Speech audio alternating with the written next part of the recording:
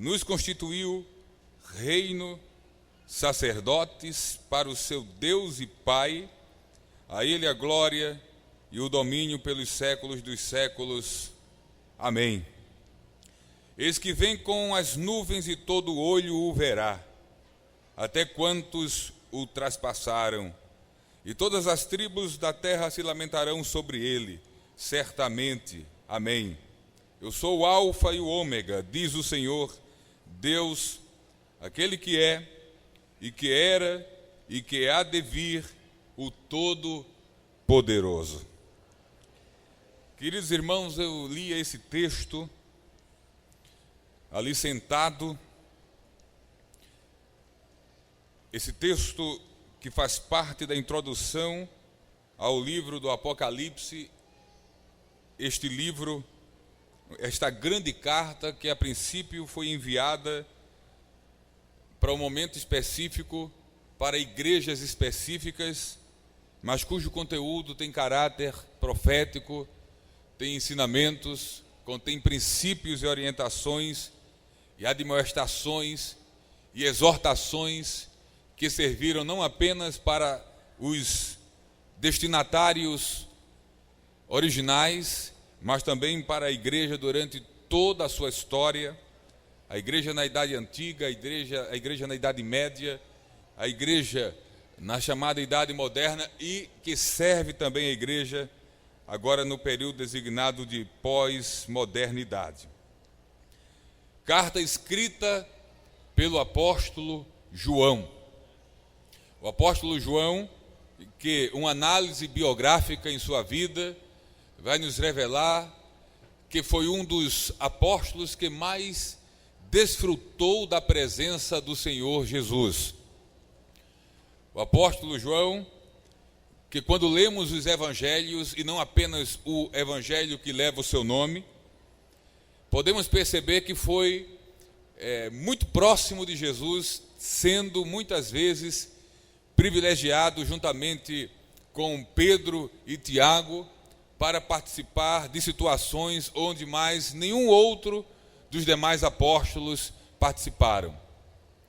Do seu encontro inicial com Jesus, vamos, por exemplo, ver João num momento muito íntimo, onde Jesus, quando estabelece a Santa Ceia, o tem ao seu lado, e ele era tão próximo que tinha liberdade de reclinar a cabeça sobre o peito do Senhor Jesus Cristo.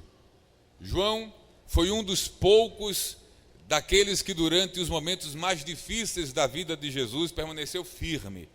Ele estava ao pé da cruz juntamente com Maria, quando do sofrimento do Senhor.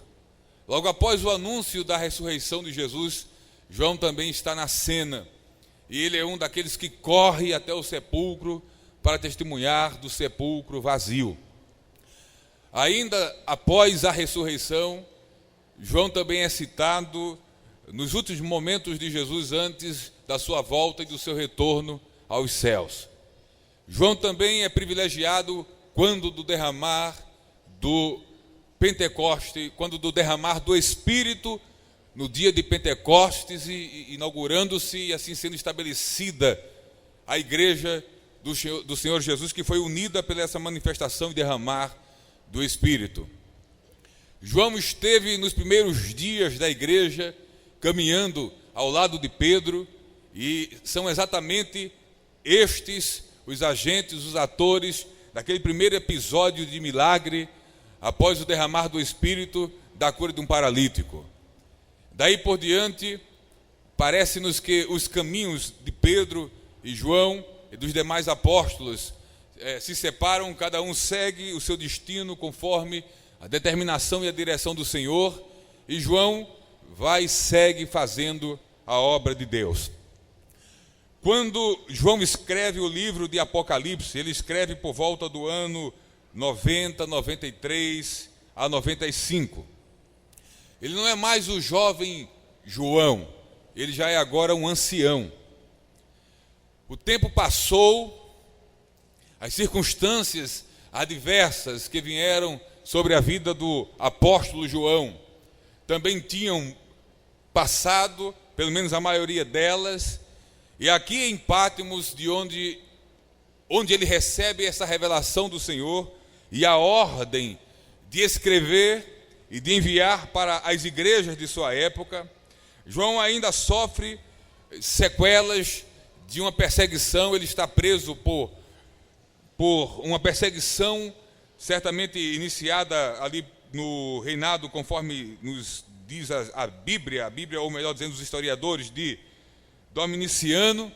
Está preso ali, conforme ele mesmo relata, por causa das perseguições, da sua tribulação, pelo nome de Jesus Cristo, por causa da palavra de Deus e do testemunho de Jesus, diz Apocalipse 1:9. João é um claro e grande exemplo para todos nós, que é possível, como crente em Jesus Cristo, e não apenas como crente, mas também como obreiro, subsistir ao tempo e às adversidades, sem negociar princípios, sem inverter valores, mantendo-se fiel ao propósito maior de Jesus, que é pregar o Evangelho, e mantendo-se na direção do Senhor, focado nos céus e com o coração ardendo e queimando para realizar a sua obra.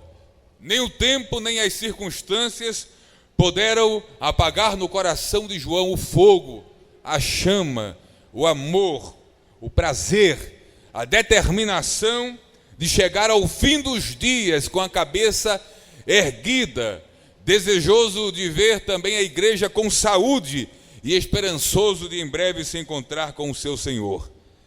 Esta é um pouco da biografia de João, e esta é um pouco das circunstâncias em que ele se encontra quando escreve o livro de Apocalipse.